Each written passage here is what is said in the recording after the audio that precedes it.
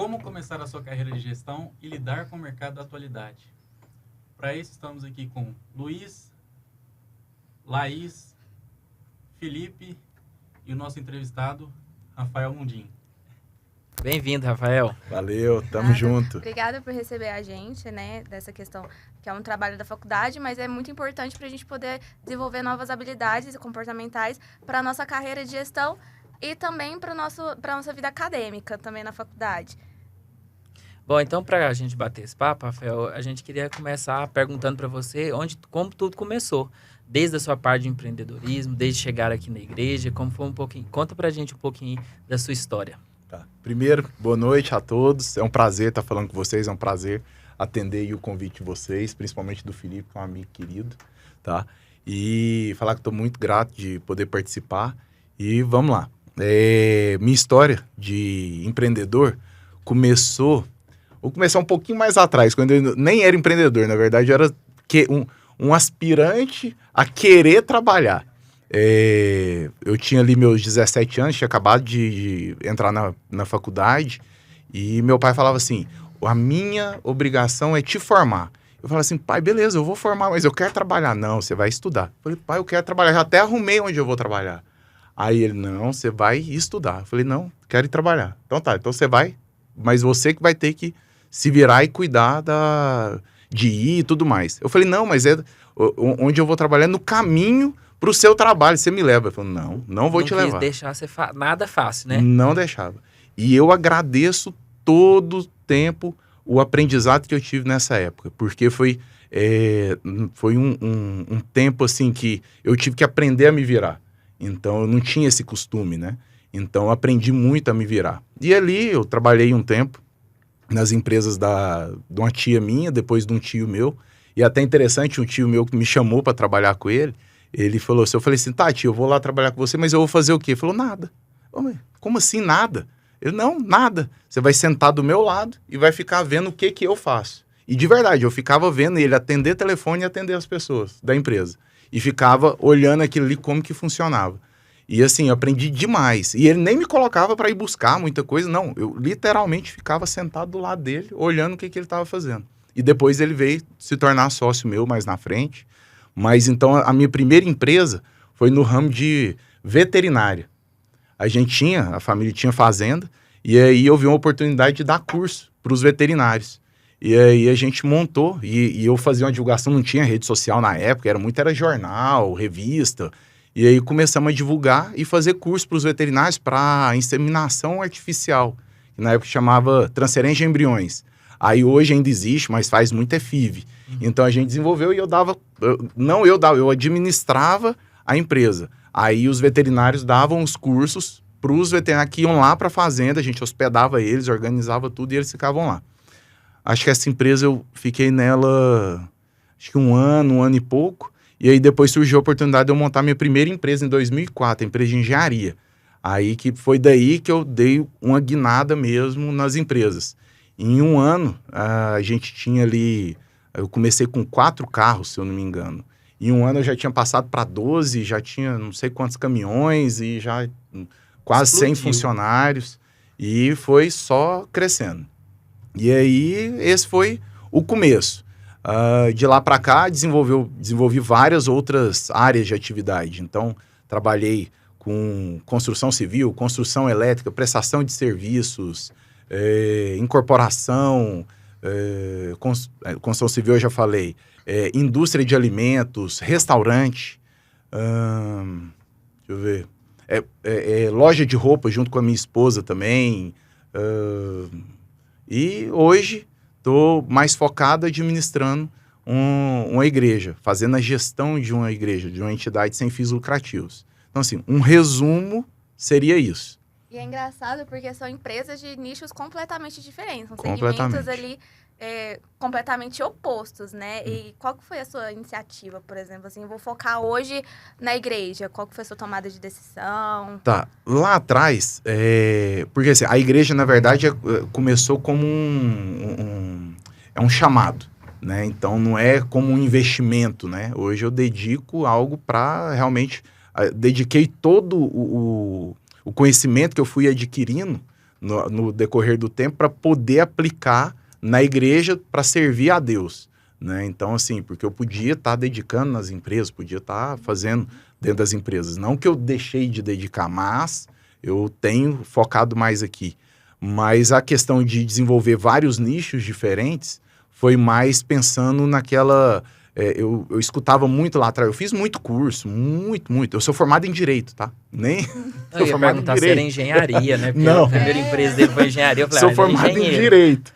Mas, assim, fiz muito curso, muito congresso, sempre estudei muito. E aí, uma vez eu escutei falando assim que você não podia colocar todos os ovos na mesma cesta. Porque se acontecesse alguma coisa naquela cesta, naquela empresa, você não teria como resolver. E eu aprendi muito, empresas são cíclicas e elas sofrem altos e baixos. Então, são problemas que surgem e você tem que tratar eles. Então, se surgir um problema, você tem que ir lá isolar ele e tratar ele. Você não pode deixar um outro negócio que está saudável contaminar aquele que está com o que está com problema, contaminar o que está saudável. Então, você tem que saber diferenciar isso. E também não pode misturar demais, senão acaba dando uma contaminada no jeito da gestão. Então, é realmente saber lidar diferente. Então, foi mais nessa questão de todos os ovos na mesma cesta, diversificar os investimentos. Por um lado é bom, por outro é ruim. Se você foca numa coisa só, você vai manter o foco e aquilo ali vai crescer e você vai dedicar só naquilo ali. Mas se você desfocar e também desenvolver várias áreas, você pode colocar força mais numa área, colocar em duas, colocar em três, e aí você vai fortalecendo. E às vezes, num momento determinado da economia, a construção está muito boa, no outro determinado momento, a indústria está muito boa, no outro determinado momento, a prestação de serviço está muito boa. Então, você tem como ir escapando para onde está melhor e focando em determinados momentos e vertendo os investimentos também em cada ramo de atividade. Uma coisa que eu esqueci, a gente trabalha também com investimento financeiro. Aí mais aplicações e tudo, trabalha com bolsa e tudo, é bem específico. Não, e eu queria só até puxar esse assunto que você falou aí, que as empresas, elas são de momentos, vamos dizer assim, trazendo um pouquinho pela realidade que a gente vive no Brasil hoje, né? Que é querendo ou não, a gente não tem uma estabilidade muito econômica muito estável. E eu gostaria de ouvir você, que trabalhou em tantos nichos diferentes, quais são as maiores dificuldades hoje para se empreender no Brasil, na sua visão? Tá. Primeiro que o empreendedor no Brasil ele tem que ser muito corajoso. Ele tem que ter coragem e tem que ser sangue frio e arrojado. Então, porque, primeiro, acesso a crédito. Isso aí hoje, ainda mais hoje, a época que a gente está, o acesso ao crédito está muito ruim, muito difícil, principalmente na área de incorporação. Então, ontem mesmo eu estava conversando com uma corretora, uma empresa corretora muito grande aqui de Goiânia, e eles falaram, as corretoras agora, as incorporadoras estão buscando financiar diretamente para o cliente, porque os clientes não estão conseguindo mais captar o recurso no banco, está muito caro, então ele não consegue pagar aquela parcela, e as construtoras estão fazendo. Então, esse momento não é um momento bom de captação de recursos. Outros momentos, outras épocas, foi muito bom. Então, teve época eu até brinco uma vez, a gente levantou um financiamento muito grande, eu virei para o e falei assim, agora ou a gente quebra ou dá certo de verdade. E graças a Deus deu certo e foi tudo bem. Mas, então, é desafiador. E você tem que estar sempre atento para onde o vento está soprando, para onde que está a melhor oportunidade. Porque tem momentos que você bate a meta, tem momentos que você vai chegar nem perto de bater a meta. E você não consegue visualizar quando você vai voltar a bater as metas da empresa. Mas você não pode desistir. Você tem que ir, investir, porque são pessoas, empresas são feitas de pessoas. E as pessoas têm que acreditar. E isso aqui é o maior desafio do empreendedor. É você fazer com que as pessoas também, do seu time, acreditem naquilo que você está acreditando. Então, esse é o maior desafio. Você convencer as pessoas.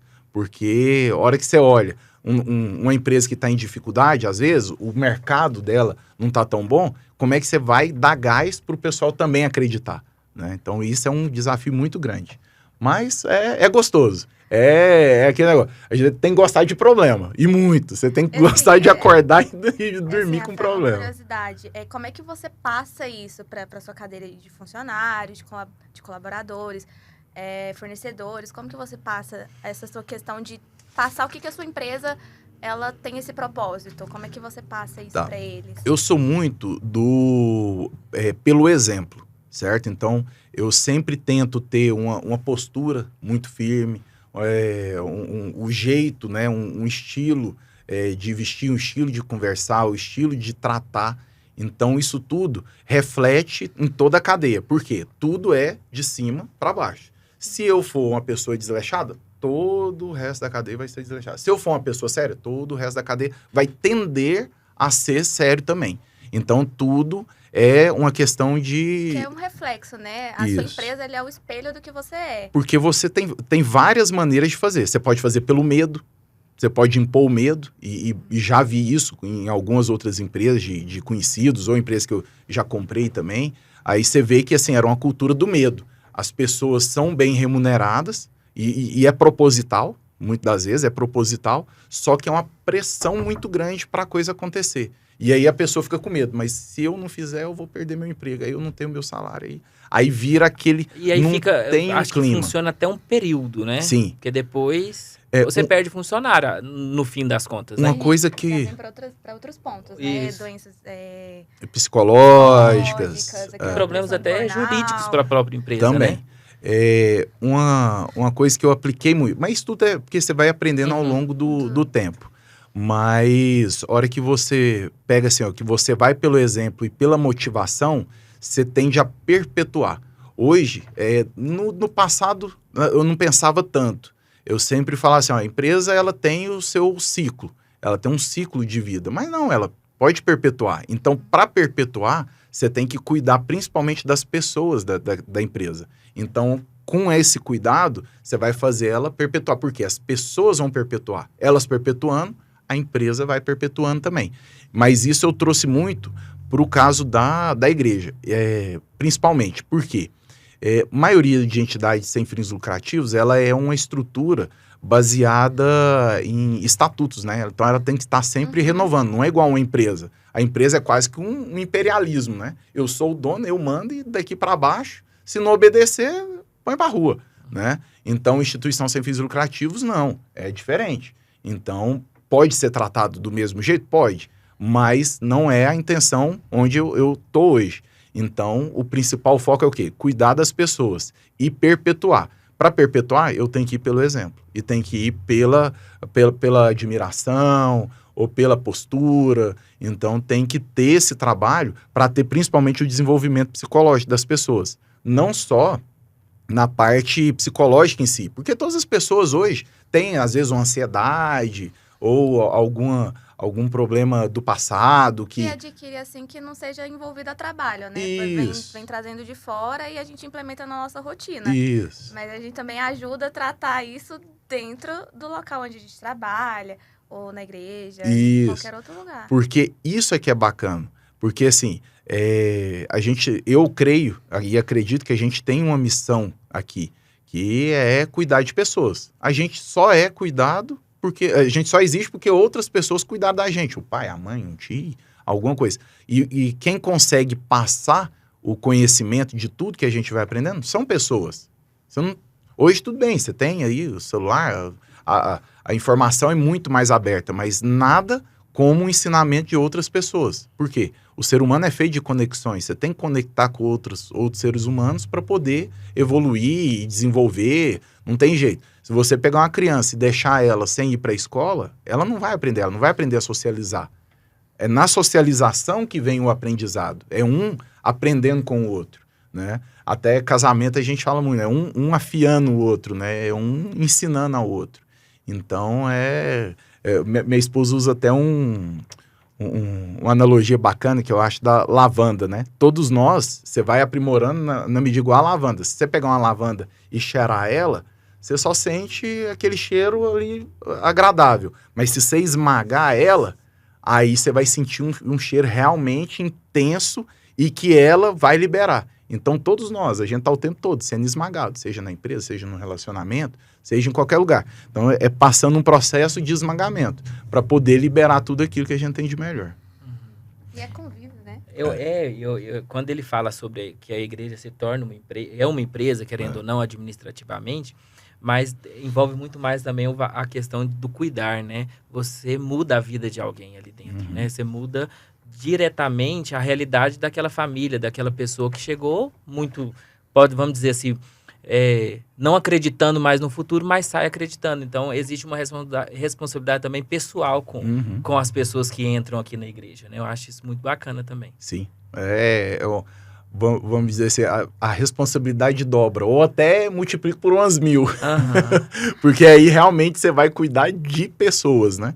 Quando você está numa empresa, não. Você visa lucro, né? Então, qual que é o objetivo de uma empresa? Ter lucro. Pronto. Senão, ela não precisa existir, não faz sentido ela existir, né? Então, assim, a hora que você fala assim, não, é uma entidade sem fins lucrativos. Pronto. Sem fins lucrativos. Então, o que tem que ser? Você tem que usar o recurso que é investido nela para pessoas. Não tem outro lugar para ir. Ah, não, vou investir em estrutura. Você tem que investir em estrutura para atender pessoas. Empresa não. Empresa pura e simples, uma SA, uma limitada, não. O objetivo dela tem que ser dar lucro. Senão ela não faz sentido.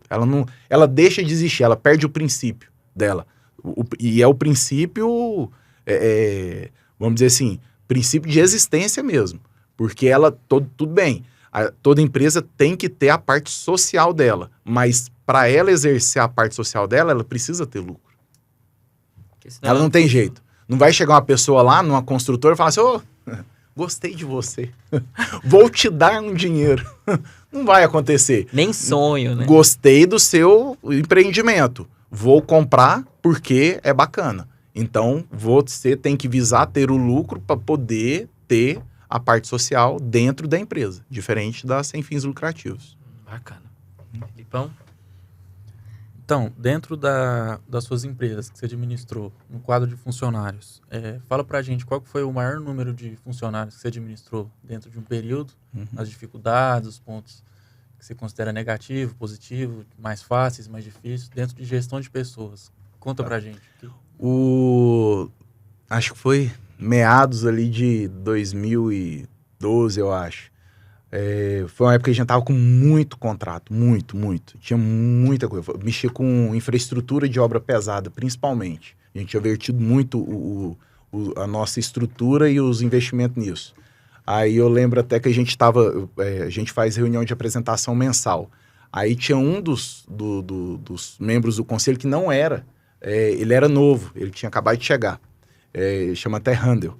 Aí a gente pegou na hora da apresentação, eu que apresentava, aí eu passei na TV, aí apareceu, ele olhou assim, aí tinha lá 3.000 e poucos funcionários. Vocês perderam o juízo. Ele levantou da mesa. Não, vocês estão ficando doidos. É uma cidade. Cara, a minha cidade tem 5.000 habitantes, a minha cidade natural. E não era, o mais impressionante, não era num lugar só. Era espalhado em um monte de lugar. Nessa época, aí eu lembro da gente, tinha Mato Grosso, Goiás, Minas, Bahia, Maranhão, Pará, acho que tinha mais, e São Paulo. Isso espalhado em tudo quanto é lugar. E era gente, mas o maior volume era Goiânia. Acho que só Goiânia devia ter uns 1.000 e pouco. Que a gente detinha muitos contratos de prestação de serviço para a CELG, na época. Hoje é Equatorial, né? Mas aí a gente tinha, nessa época, se eu não me engano, tinha 35% de todos os contratos de manutenção da concessionária aqui. Você estava em todo canto do estado de Goiás. Praticamente. Aí eu falava... Que logística. Eu até brincava. Logística. Falava assim, eu chegava na cidade, aí um encarregado meu falava assim, aqui eu conheço como a palma da minha mão. porque eu sou do plantão da CELG. Então tá certo. Tá certo. Então, assim, é um desafio. E outra, a hora que você fala você tem um volume muito grande de funcionários, você tem uma cadeia muito grande. Então, você tem desde um diretor até aquela mão de obra braçal mesmo, e que o tratamento é diferente em cada etapa dessa. E gerir tudo isso e fazer uma questão assim de... desde folha de pagamento, gestão de pessoas, saber o jeito de fazer, a hora que você tem, porque principalmente é uma coisa que você tem muito, a hora que você tem um volume muito grande, você tem muita gente parada.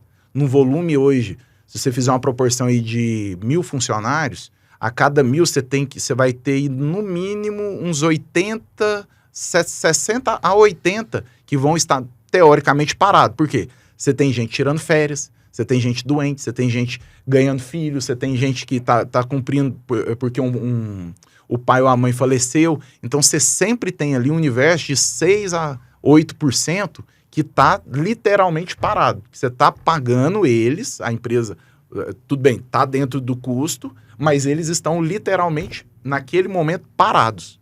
Entendeu? E os outros trabalhando para poder gerar o resultado que a empresa precisa para poder custear todo mundo. Sem próprios funcionários, os outros assumem essa responsabilidade, né? Então, você tem que ter todo um planejamento em cima de férias, quanto que vai tirar férias, quanto que vai que vai rotacionar. Aí a gente falava muito que esses de manutenção é meio que 24 horas, né? Então, você tem equipe que trabalha 8x8, 12x12, 36x12, 24x8. Então, assim, cada um que tem é um tipo de escala.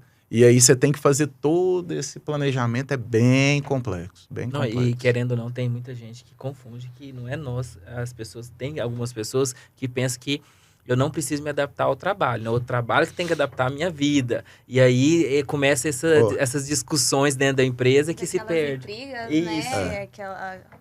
A questão é que vai ser a intriga externa e a interna que você tem, né? Dentro de um departamento e externa numa empresa como um todo. Né? Porque aquelas conversas paralelas que a gente tem nesse sentido. Uhum. Como que você lida com isso? Gerir outra equipe, direcionar uma Até pessoa... Até aqui na própria igreja que acontece, né? Pode acontecer. Assim, direcionar a pessoa para poder lidar com conflito de interesse, conflito de equipes. Isso tem muito, tá? Isso em qualquer ambiente. Tratou em pessoas, reuniu muita gente... Não tem jeito, vai dar atrito. Discordância, até mesmo que a gente vai resolver. E olha que a gente é só 4, viu? Porque assim, ó, o que cada um tem? Cada um tem o seu jeito, cada um tem um perfil comportamental. Então você tem um perfil, você tem um perfil, você tem um perfil, eu tenho um perfil. Por quê? Todos nós fomos criados de maneiras diferentes. Então seu pai e sua mãe te tratou de um jeito, você passou por outras experiências, eu passei por outras. Então isso tudo molda o nosso perfil comportamental.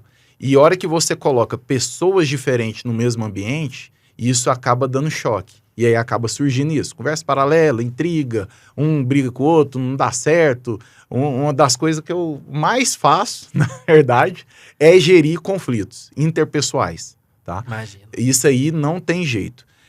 A gestão em si, ela passa principalmente por isso. Por quê? Você tem que colocar as pessoas certas nos lugares certos com as pessoas certas. Então, você tem que saber gerir isso. Muitas das vezes, você tem que chegar na pessoa e falar assim, ó, ou você vai ter que mudar, ou você vai ter que aceitar, ou você vai ter que sair. Tem que ser duro, muitas das vezes. A maioria das vezes. Tem que ter uma certa... não uma rigidez de ser engessado, mas uma rigidez de ser correto. Né? Você tem que ser... Porque a coisa tem que funcionar. Né? Então, independente de ser uma empresa, de ser uma empresa com fins lucrativos, uma empresa sem fins lucrativos, ela tem que funcionar. Então, você, às vezes, precisa ser mais duro. Então, o gestor, ele é mais do não do que do sim. Então, eu falo muito mais não do que sim. Né? Se for contar, acho que eu devo falar 99% de não. 1% de sim. Então, você acaba sendo meio que um carrasco, né? Mas você tem que saber lidar ali, gerir essas diferenças e colocar as pessoas nos lugares certos. Porque a hora que você pega uma pessoa do perfil correto e põe ela no lugar certo, não é só a empresa que vai ganhar, a pessoa vai ganhar muito e a equipe dela vai ganhar muito também. Então, todo aquele time vai ser contaminado por por aquele acerto. Eu costumo falar uma coisa interessante, fugindo do... foge um pouco do assunto, mas... Não da pergunta, mas... É assim, eu costumo falar, quando você erra, a gente errou. Então, a equipe errou. Agora, se acerta, beleza, a gente pode falar que todo mundo acertou, mas quem acertou mais tem que receber o mérito pelo acerto, né? Porque o erro, ele é uma série de eventos que culminou no erro. É igual um acidente de trabalho. Eu falo muito pro meu pessoal, eu preocupo muito com principalmente a obra e a parte de manutenção, que a que eu mexi é risco classe 6, se eu não me engano. Então, é alto nível. Então, é muito treinamento. Só para vocês terem ideia, um pessoal de manutenção de rede, ele passa 1 mês de férias, 3 meses em treinamento e reciclagem, e o resto é que é trabalhando. Então, teoricamente, 4 meses, ele está parado. Para a empresa. Não parado em si, né? Mas ele está se preparando sem produzir. Então, ele só produz os outros 8 meses. Então, você vê que tem que ter uma alta produtividade. Então, assim, um acidente fatal com perca de vida, ele acontece por quê? O cara trabalhou sem amarrar o cadarço, aí depois ele esqueceu o colete anti-chama, aí depois ele negligenciou uma trava que ele precisava colocar, aí depois ele negligenciou que o uniforme dele estava rasgado, aí você pode ver, é uma sequência de erros que vai culminar no erro maior. Isso vale para tudo. Em empresa, a empresa quebrou, você pode olhar, ela não quebrou de repente, de uma vez, não. Ela veio, errou 1, errou 2, errou 3, errou 4, errou 5, que culminou no erro maior. Não tem jeito, sempre é assim, entendeu? Eu não conheço ninguém que falaria diferente disso. Mas Mas é porque primeiro a gente tem que colocar o interesse de modo geral de todos, para depois colocar o interesse pessoal que a gente tem. Então, a gente trabalha em prol para o desenvolvimento total, para depois a gente trabalhar em prol do meu desenvolvimento pessoal ali dentro da empresa. Então, é para a gente poder evitar esse ciclo de erros aí para chegar numa fatalidade como essa.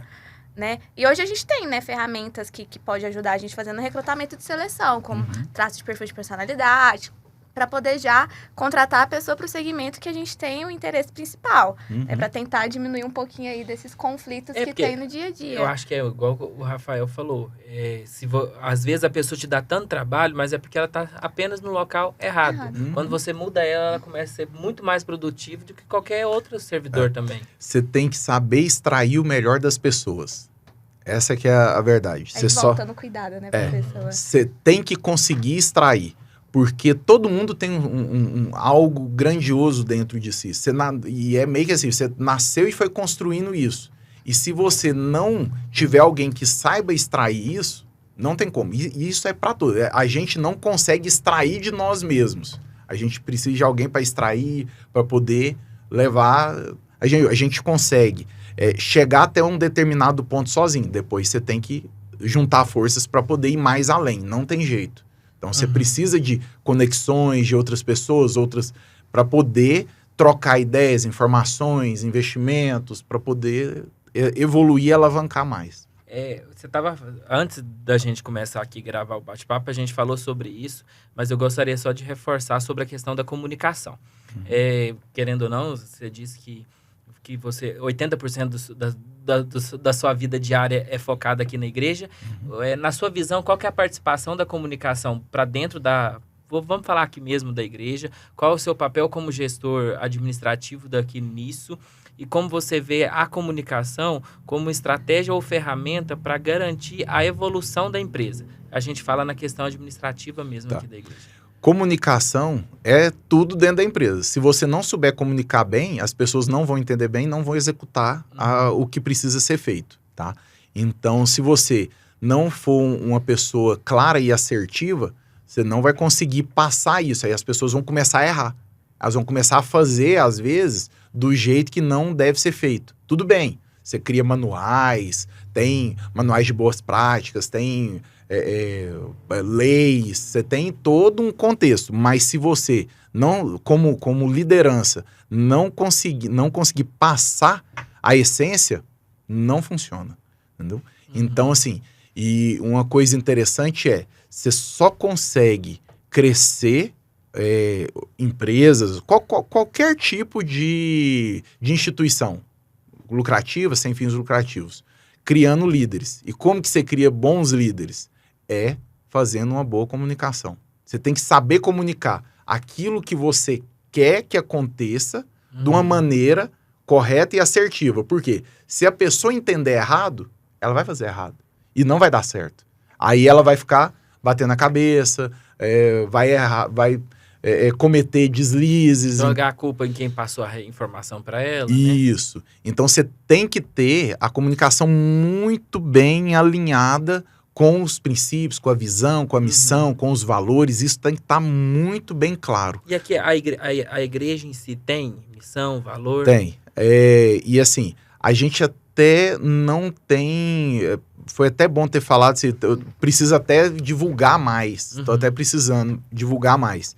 Mas tem, e é bem claro. E tem que seguir uma questão principalmente de princípios. Então, a pessoa... eu costumo priorizar bastante aqui na igreja quem já é membro da igreja. Então, não busco... eu costumo falar assim... porque essa questão que eu falei de extrair o melhor das pessoas, eu gosto muito disso. Então, eu não procuro... Eu costumo falar assim, eu não procuro os melhores, eu procuro os que têm o coração. E ainda falo, perdeu o coração? Chega de mim e fala, a gente resolve fácil, não tem problema. Mas se perdeu o coração, por quê? É o amor pela empresa, é o amor pelo trabalho, é que vai fazer o movimento dar certo, toda a questão do trabalho em si mesmo dar certo. Porque para dar errado, é facinho. Não tem... É mais fácil dar errado do que dar certo. Se você for ver, aí são dados, eu não tenho os dados certos, exatos, mas, sei lá, milhares de empresas que fecham todos os dias. Você pode ter certeza, é mais gente dando errado do que é certo. Isso você pode olhar que é muito mais dando errado do que dando certo. Os que dão certo são... E uma pergunta que a gente estava fazendo aqui até antes de você chegar. Você pode contar pra gente, assim, uma coisa que você fez, que deu muito certo? Você falou assim, não, eu acertei. Tem esse aqui, não. Aqui. Isso aqui foi uma luz divina que desceu aqui, eu fiz o negócio certinho. Impulsionou a sua carreira. Não, aí, mas antes de terminar, e aquela coisa, falou assim, o que eu fui fazer isso aqui? Onde eu tava com a cabeça, sabe? Alguma coisa assim. Tá. Tem demais. É assim, ó. Eu costumo falar que é como se fosse um trem de tiro.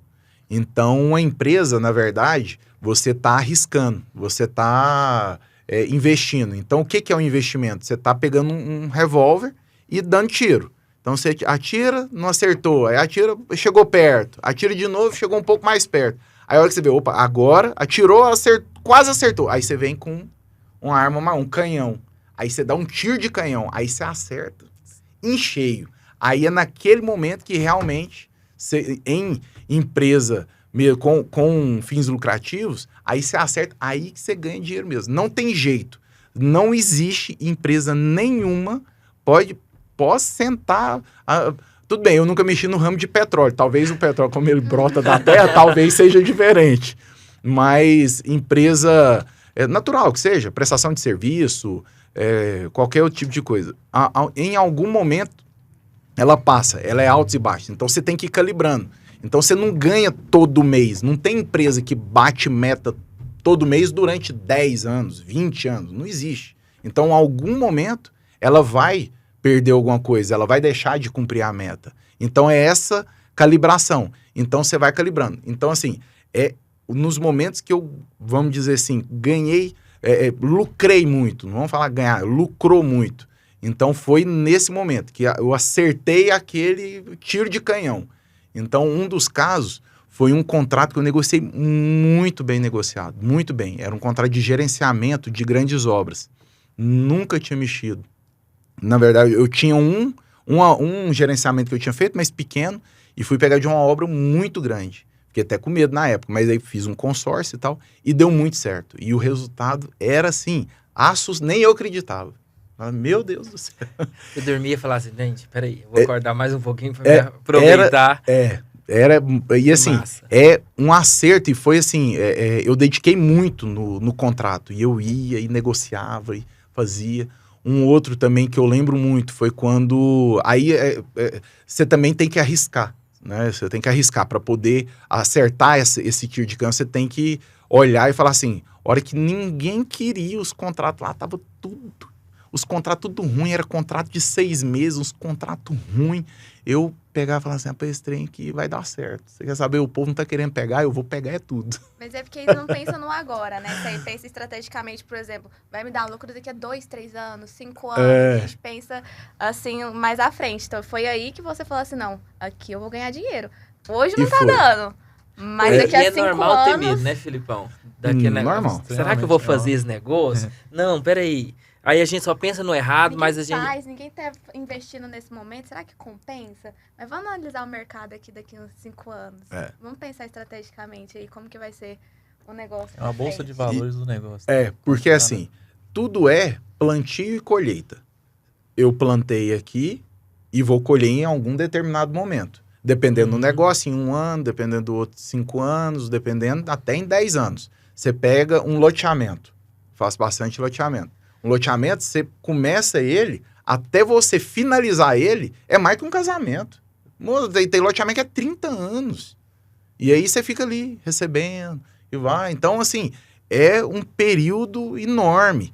E dá muito certo. Só que você tem que dedicar para dar certo, né? Não tem jeito. Então, e tem que acertar também. Não quer dizer que o loteamento é o melhor negócio do mundo, eu vou pegar ali a terra e vou lotear. Não, já vi muito loteamento dar errado e muito errado. Então, assim, é uma construção e uma questão de plano. Então, eu quero, principalmente, vou pegar o exemplo aí do loteamento. Você pega lá, é uma terra sem nada, no meio do nada, você tem que ir lá e desmatar, e abrir rua, e abrir quadra. Aí o povo pega e fala assim, você é doido? Você perdeu o juízo, né? Ninguém vai querer comprar isso aí. A hora que você vê, dá certo, você lança, vende e a coisa funciona. Como você busca, assim, investidores, igual, por exemplo, loteamento? Tá. Só abrindo um adendo. Aí, mas é por relacionamento, tá? Não, eu nunca tentei buscar investidores através assim, não, eu tenho um negócio, traz aqui, e aí, chama vocês aqui, eu conheci você agora e vou... Não. Porque, querendo ou não, é um relacionamento de longo prazo. Então, tem que ter um relacionamento de confiança, certo? Quando há uma quebra de confiança em qualquer tipo de investimento, de negócio, é melhor a pessoa, quem quebrou a confiança, ou vender ou comprar. Isso é fato. Tá? Não tem jeito. Eu já cheguei até a dar negócio meu. Falei, toma, é seu, eu não quero nem saber. Você já teve sócios? Tem vários. Eu até brincava um tempo atrás, eu falava assim, a única coisa que eu não tenho em sociedade é a minha esposa, porque até as filhas em sociedade com ela. Porque todas as empresas minhas eram com sócios. Todas são com sociedade. O Felipe até brincou antes de nós iniciarmos aqui o podcast, que qual pergunta, se a gente fosse fazer a pergunta sobre sócio, qual que era a pergunta que você ia fazer para ele? Sobre... geral, os pontos negativos, né? Mas aquela questão assim, não vamos falar do ponto positivo é pouco, fala o que deu certo. É mais só fácil você achar o que deu certo do que... Gerir os conflitos, né? Conflito de sociedade, né? Porque são interesses diferentes, né? Você é um sócio, eu quero cuidar mais da parte administrativa, eu tenho outro sócio que cuida mais da parte financeira. Como que você lida, né? Porque ainda você tem lidar a questão, tipo assim, não interferir na função do outro, não eu passar por cima do que ele tá falando, porque também é difícil, quando a gente tem uma sociedade, a gente separar a função de cada um também. Sociedade, ela é um alinhamento de propósito, certo? Se não tiver esse alinhamento de propósito, não vai funcionar. Então, e tem que ser bem conversado, aí entra na comunicação. Então, se você pegou e começou a sociedade de uma maneira errada, ela vai terminar errado. Se você começou certo, e aí alinhou o propósito, alinhou a expectativa, principalmente, é alinhamento de expectativa também. Então, alinhou a expectativa, tá tudo certo. Lá na frente pode dar errado? Pode. Mas o propósito e a expectativa estava alinhado. Vai chegar lá, a pessoa que não está satisfeita vai virar e falar, não estou satisfeito do jeito que você está fazendo, você está gerindo o dinheiro mal, você está maltratando os funcionários e eu não concordo com isso. Se a pessoa que está fazendo isso não concordar com aquilo, ela vai falar, não, eu acho que está errado, então vamos acabar aqui, é melhor, porque senão aí a empresa passa a ser prejudicada. E o que não pode é a empresa passar a ser prejudicada. E todo mundo percebe, né? Quando não tá sendo. Não tá tem sendo, jeito. Né? Aí eu falar pra vocês que eu nunca tive. Já tive vários. Lembrei. problemas, O Felipe falou assim: é mais fácil você colocar aqui o que deu errado do que colocou o que deu certo na Mas, sociedade. ó, é muito. É aquilo que eu falei. É muito mais erros do que acertos. Isso daí é fato. Então, e uma coisa que a gente tem que aprender é o seguinte: a gente vai errar muito. E tem que errar muito, porque você aprende com o erro. Com acerto você não aprende, não. O acerto é, comemora, pronto, e vambora errar de novo para acertar depois. Então, é muito mais erros do que acertos. Só que a hora que você acerta, você dá muito é valor o acerto. No acerto que você teve. Que até os erros que você tem, você vai deixando ele para trás e vai aparecendo novos. E tem uma coisa do erro. Aprenda com o erro e não erre nele novamente. Erra em outra coisa. Se você ficar repetindo o mesmo erro, aí tá errado. Aí você tem que corrigir. Porque o erro é feito para ser corrigido. É o problema. Ele tem que ser corrigido, ele tem que ser solucionado. Por isso que eu falei aquela questão de se isolar o problema. O problema ele tem que ser isolado, ele não pode contaminar. É igual um tratamento de câncer. A hora que você vai tratar o câncer, você vem e trata ali uma radioterapia. A quimioterapia, não, ela atinge todo o corpo. Mas a hora que você vai ela é naquele lugar. Porque se você não tratar, não isolar o lugar, vai dar problema, ele vai esparramar. Então, ele vai contaminar todo o resto do corpo ou da empresa. Então, quando aconteceu de ter que desvincular uma sociedade, vocês quebraram uma sociedade, como que funciona isso tecnicamente falando? Não, se tiver acordo, ok, vai fácil, tranquilo. Aí, se não tiver, aí você tem que ir para via judicial, aí já é mais complicado, notificações, aí você tem, aí por isso que existem as leis, né, para poder resguardar os direitos de quem acha que tem o direito. E aí, às vezes, você precisa ir para via judicial para um juiz definir quem tá certo e quem tá errado, né? Mas é ruim. A gente volta nas relações, né? Porque você é uma pessoa que você relacionou bem, você consegue resolver ali de forma extrajudicial, né? Entre vocês. E uma que você não relacionou, você não escolheu bem, vai para as vias judiciais e vai correndo. Só que eu não quero que ele esqueça que ele falou, quando deu muito certo, ele ficou muito feliz, mas eu quero também saber aquele negócio que você falou assim. Que deu errado. Ter começado isso aqui, meu Deus, porque que deu errado desse jeito. Foi Nossa, esse foi ruim. Porque... Esse que a gente tem mais interesse, né? Esse foi ruim. Anota pra não fazer. Falar do sucesso alheio é muito bom, mas a gente saber também o que deu errado. Foi assim, minha esposa tinha um estúdio de venda de roupa. Ela ia em São Paulo, comprava azul e dava super certo, super certo. Aí ela tinha uma loja numa sala comercial num prédio. E dava muito certo. Aí, em determinado momento, ela pegou e falou, vamos montar uma loja na rua. E eu sempre apoiei, sempre apoiei minha esposa. Aí, e não deu certo. E foi indo e não dava certo, e não vendia, e não dava pra pagar o aluguel. Eu ficava pondo dinheiro, e eu pondo dinheiro, e pondo dinheiro. Até que eu cheguei um dia e falei o seguinte, o negócio é o seguinte, ou nós fecha isso aqui, ou nós vai ter problema no casamento. Aí teve que fechar. Infelizmente, deu um desgaste muito grande nessa época no nosso relacionamento, mas também, aí a sócia era a esposa, né? Aí eu tinha que fazer eu não tinha, eu preferi, vamos dizer, encerrar as atividades da empresa do que perder a esposa, né? Eu não vou perder a esposa. Né? Porque você tem que relacionar o pessoal ali com o profissional e quem você tá se relacionando não é a sua esposa. Então, e o interessante que ele falou, Laís, é que foi quando vocês mudaram o jeito do negócio que não deu certo. Tava dando certo até um certo ponto, quando mudou, não deu certo. Aí não tinha jeito de fazer nada com a sócia nesse sentido, né? Eu vou romper o negócio mesmo que vai funcionar melhor. A opção era continuar com a sócia. Eu não tinha... Graças a Deus, né, por isso. Mas esse acho que foi assim, foi porque não foi em volume tão grande, mas foi muito traumático na época. Porque assim, já encerrei várias empresas, várias, maiores, mas essa na época marcou muito porque foi muito traumático. A gente tá quase chegando já no final do nosso bate-papo, né? Foi muito massa, de verdade, eu acho incrível.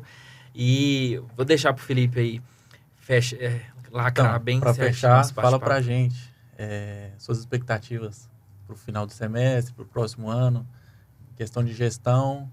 administração geral, no que você quer focar mais, o que você acha que você vai focar mais, focar menos. Dá uma resumida pra gente. Tá. A gente está passando um momento no Brasil e no mundo, assim, muito incerto. Você olha as bolsas, Verdade. eu acompanho bastante, notícia, eu gosto de acompanhar tudo. Então, você olha, as bolsas estão um caos. Você olha subindo 4%, depois cai 5%, depois sobe mais 2%. Num dia só, né? E isso não é normal de acontecer, né? Aí você olha para o cenário político geral, né? Aí você tem lá Ucrânia e Rússia com guerra. Hoje eu estava vendo, já está Índia e Paquistão. Aí tem guerra comercial, Estados Unidos e China. Aí Quem consegue mais, né? Eu gosto de vez em quando de assistir o Pablo Spire. Aí ele... o que eu vi hoje, tava até ele tem o bonequinho do Trump, tava até assim, né? Aí escrito, né? Eu amo volatilidade. Pelo amor de Deus. Meu Deus do céu. Então, assim, e o momento Brasil também não tá muito bom. A dívida, a dívida do país aumentando demais, inflação, acesso ao crédito muito ruim, que isso prejudica demais o mercado como um todo. Você vê muitas empresas fechando, muita placa de aluguel. A hora que você começa a ver muito isso, é preocupante, né? Então, no curto prazo, não é uma boa visão que eu tenho. Não vejo uma boa visão. Mas, no decorrer de tudo que eu já vivi, eu vejo que, assim, tempos difíceis vêm, mas depois são para tempos bons. Então, e o dinheiro, ele nunca... Não é que ele some, né? A gente fala, eu costumo usar que o dinheiro some do mercado. Não, ele só troca de mão. Ele está na mão de um, na mão do outro. Então, é uma perspectiva de onde investir nesse momento. Então, tem gente que gosta da volatilidade, vai para a Bolsa, né? Tem gente que não. Eu até escutei esses dias que muita gente vendeu ações para poder investir em imóveis. Então, tem também um certo veado. Então, não tem o financiamento, que é o que movimenta muito, mas tem muito dinheiro vindo para poder comprar imóvel. Por quê? Aquele velho ditado, quem compra terra não erra, né? E realmente, onde os meus maiores investimentos, onde que eu mais tive resultado, foi em imóveis. Terra ou imóvel mesmo, casa, apartamento. Então, isso é o lugar mais seguro de investir. Sempre foi. Tudo bem, você tem ativos igual ouro, ou outro, diamantes, né? Que também não costuma perder muito valor. Mas são ativos mais de papel. A geração mais nova gosta muito disso. Não que eu não me considere da mais nova. Eu tenho 40 vou fazer 42. Então, assim, não que eu não goste também. Eu gosto muito de ativos mais voláteis e tudo. Mas o investimento imobiliário é muito seguro. Então, eu vejo isso. Identificar o momento. Eu vejo mais um momento de se investir com cautela, né? Mais um momento de cautela, observar o que está acontecendo, qual vai ser a política adotada pelo governo, para onde que vai, o caminho do dinheiro. A verdade é, você tem que saber o caminho que o dinheiro está seguindo, porque ele tem um fluxo. Rafael, tá? Você falando isso, eu sei que a gente está encerrando, mas eu vou te fazer as perguntas, mas é por curiosidade, pela sua visão de mercado mesmo. Eu estava lendo hoje na Forbes, e aí estava explicando que o Brasil está perdendo uma grande oportunidade de crescimento econômico devido a essa briga econômica entre a China e os Estados Unidos, porque não tem uma política bem elaborada para a execução de grandes propostas no país, né? Você tem essa visão também, que o Brasil podia estar aproveitando mais? O Brasil é um grande fornecedor de matéria-prima. Então, isso você não agrega valor. Então, ela é a matéria pura e simples. É a soja, é a carne. Agora, se você pega... Não, o Brasil agora vai pegar o minério de ferro, vai passar ele na indústria de transformação, vai elaborar o produto e vai entregar a pecinha de metal pronta para poder ser colocada no carro. O valor que você agrega nesse processo é muito grande. O Brasil não tem isso. Assim, não é que não tem, mas é num volume muito pequeno. Onde ele tem o volume é na base, é ali na matéria-prima. Então, assim, não agrega tanto valor. Aí é onde que a gente sofre. Então, você acaba não tendo isso. Aí fica travado e muito dependente dessas matérias-primas que dependem de muito volume. E aí, a hora que você vai para muito volume, você tem que ir para os grandes mercados. E aí, na hora que você vai para os grandes mercados, ele te espreme no preço. E aí, você tem cotação de moeda, então você... A burocracia também não ajuda em nada, né? Aí, transporte, porque a hora que você pega um país que é muito focado em tecnologia, produz chip. Quantos chips você consegue colocar num container? Quanto que isso agrega de valor? Agora, quantas toneladas de carne, quantas peças de carne ou tonelada de carne você põe num container? Qual que é o valor agregado?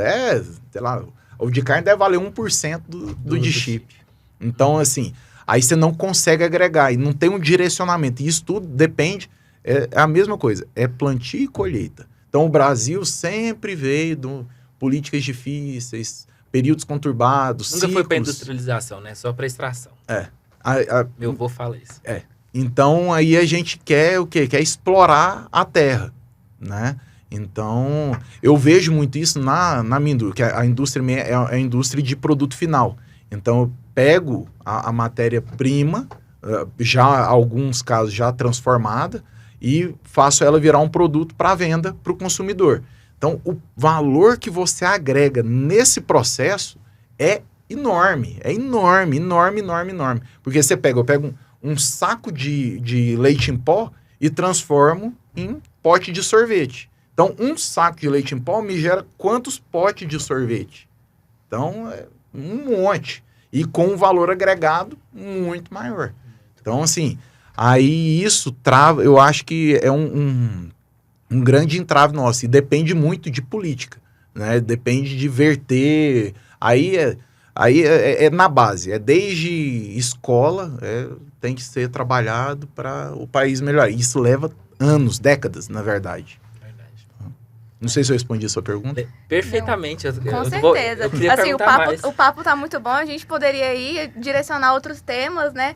Mas aí a gente acaba fugindo um pouco do nosso propósito inicial daqui de hoje.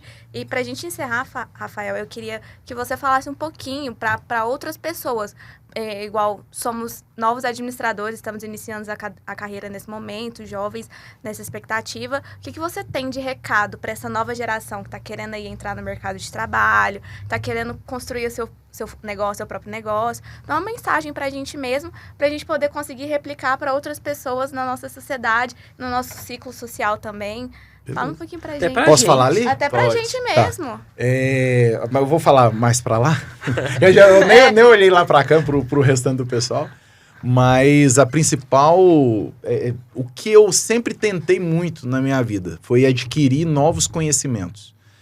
O conhecimento é o que na palavra de Deus fala, que conhecerás a verdade e a verdade vos libertará. O que é a verdade? É o conhecimento. Então, é adquirir o máximo de conhecimento, experiências. Então, a gente tem que ter experiências na vida, a gente tem que experimentar, a gente tem que arriscar. Então, é esse risco, é essa experiência, é esse conhecimento que você vai adquirindo. E isso é em tudo, tá? A hora que eu falo conhecimento, é estudar mesmo. É a palavra-chave, conhecimento. É botar a cara para ler coisa, escutar, e muito. E, assim, é sem medo de errar. A gente não pode ter medo de errar. Porque o erro faz parte, ele faz parte do aprendizado e ele precisa acontecer. E a gente tem que estar disposto a errar, porque se a gente quiser só acertar, ninguém consegue ser perfeito. A gente não é perfeito. Nós somos seres imperfeitos buscando ser perfeitos. Então a gente vai terminar a nossa vida nessa busca. Então a gente tem que evoluir. E evoluir é adquirindo conhecimento. É o conhecimento que vai fazer a gente poder transmitir o nosso propósito, poder transmitir alguma mensagem, poder fazer algo diferente para as outras pessoas. Porque você imagina se todo mundo pensasse só no extrativismo. Igual a gente falou, a gente estava até hoje extraindo. Só que não, a gente tem que pensar o quê? Eu tenho que inventar a roda, eu tenho que inventar uma coisa nova, eu tenho que inventar um processo novo, eu tenho que criar alguma coisa. Aconteceu um problema, eu tenho que resolver ele, eu tenho que criar uma nova ferramenta que conserte aquele problema. Então, é isso que é o que eu mais queria deixar para vocês, que é algo a essência. É uma essência de querer, né, buscar sempre o melhor e mais conhecimento e mais aprendizado e tentar arriscar cada vez mais. De vez em quando a gente tem medo, não pensa que eu não tenho medo, tem muito. Faz muito parte, né? medo, muito. Tem, e outro, quando você vai apanhando demais, errando demais, você vai ficando com medo, você vai retrair, você tem, opa, tem alguma coisa errada. Aí você precisa de às vezes, alguém que fala, ué, você tá, cadê? Você tá meio parado, você tá, vamos, o que tá acontecendo? Daquele empurrãozinho. Minha esposa fala uma coisa interessante, ela fala assim, Rafael, eu admiro em você porque tá difícil, você levanta e vai. Tá fácil. Qual que é a sensação? Vai passar. Tá fácil, você levanta e vai lá. Se tá mais ou menos, você levanta e vai lá. E é isso, é persistência, você tem que persistir.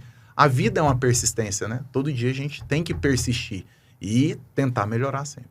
Muito massa. Muito obrigado, viu, Luiz? Foi um prazer demais conhecê-lo.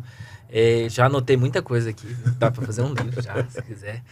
E antes da gente passar para o Felipe encerrar, a gente também tem, né, mandar um abração aqui, ó. Aqui, o Paulo, aqui nosso produtor, sensacional, que nos ajudou muito aí, nos dando uns feedbacks muito interessantes. Novamente, muito obrigado por nos acolher aqui e conta com a gente sempre, viu? Muito obrigado, Rafael. É isso. Obrigado, Laís. Obrigado, Luiz, Paulo, Rafael. Obrigado, Rodrigo. E é isso.